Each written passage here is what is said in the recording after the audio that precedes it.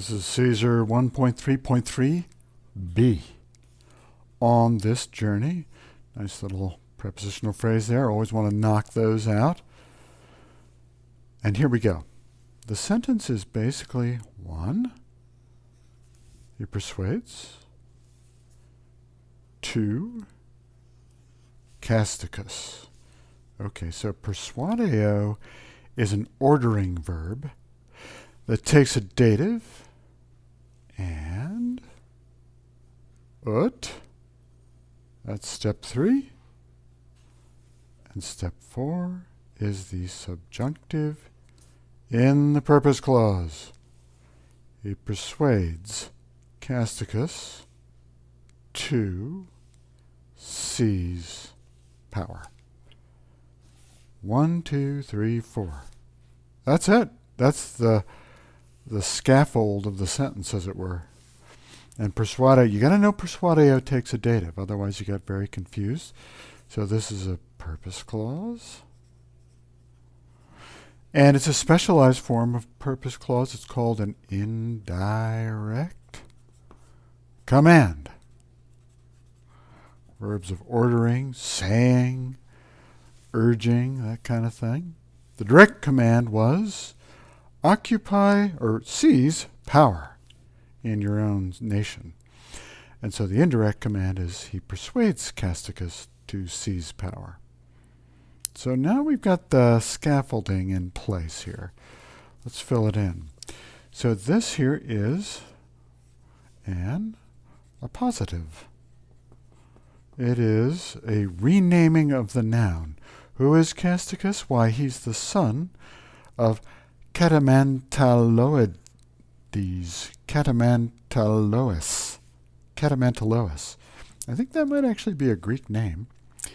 And here's another description. He's a Sequanus. Now, Sequanus is the name of a Gallic tribe. So here's the guy's name. Here's the appositive. He's the son of Catamantalois, and he is a Sequanus, whose father had held power among the Sequani for many years. Okay, what case is this? Genitive. So, Rice's law tells us, Rice's law refers to Alex Rice, a 9th grader, known to many of you.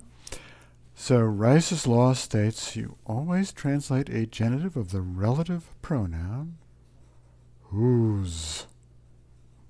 Whose father. There's the subject of the verb here. And this is your DO. Direct object there. Accusative. And this, multos annos. Okay. Accusative. Why?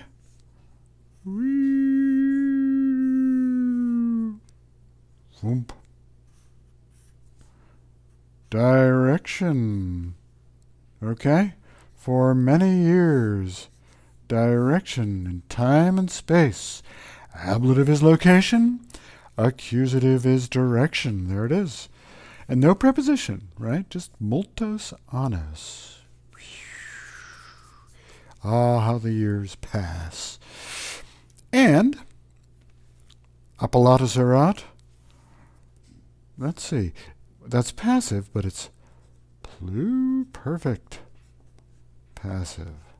Indicative. Okay. He had been called amicus, a friend, by the Senate of the Roman people. Now, this amicus is nominative, right? But it's not the subject. Who's the subject? Well, it goes back to the pater here. This guy is the subject of that. His father held power, and his father had been named. So, yep, it goes all the way down to here. Pater is the subject of both verbs. So the amicus is the predicate nominative. It's a noun in the nominative, in the predicate, that basically redescribes the subject. He had been called a friend. Okay? And when you see a passive verb form, look for the ablative. Right there. He had been called by the Senate called him. You can always flip-flop them. Persuaded him to seize power in his own nation. Sua. That's the reflexive adjective there. All right, so now we're at the final part of the indirect command, the purpose clause. What's this? Let's parse that. Imperfect. Subjunctive. And a purpose clause. All right.